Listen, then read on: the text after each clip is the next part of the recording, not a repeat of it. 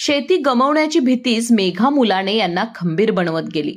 काय आहे या महिला शेतकऱ्याची कहाणी, चला बघूया.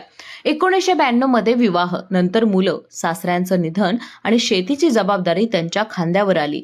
माहेरी शेतीचा अजिबात अनुभव नव्हता, पण कामगारांकडून शिकत शिकत त्या शेतीत रमल्या. 2003 ला संयुक्त कुटुंब वेगळं झालं. पती आजारी, त्यामुळे सर्व भार त्यांच्यावर आला. द्राक्ष, भाज्या, दुग्ध व्यवसाय करून त्यांनी संसार चालवला. पण 2011 ला पतीचं निधन झालं. कर्ज, मुलांचं शिक्षण, संसार सगळं एकटीने पेलावं लागलं. मुलगा 60% अपंग असला तरी तोही साथ देत होता. जमीन विकायची नाही या निर्धारानं त्यांनी द्राक्ष सोडून टोमॅटो शेती सुरू केली. आधुनिक तंत्रज्ञान वापरून उत्पन्न वाढवलं. 1 एकरातून 7 लाखांचं उत्पन्न मिळवून कर्जफेड, ट्रॅक्टर खरेदी, घर बांधणं सगळं केलं. आज मुलगा कुटुंबासह स्वावलंबी आहे.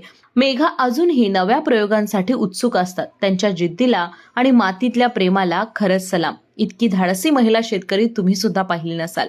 ही यशोगाथा तुम्हाला कशी वाटली नक्की कळवा.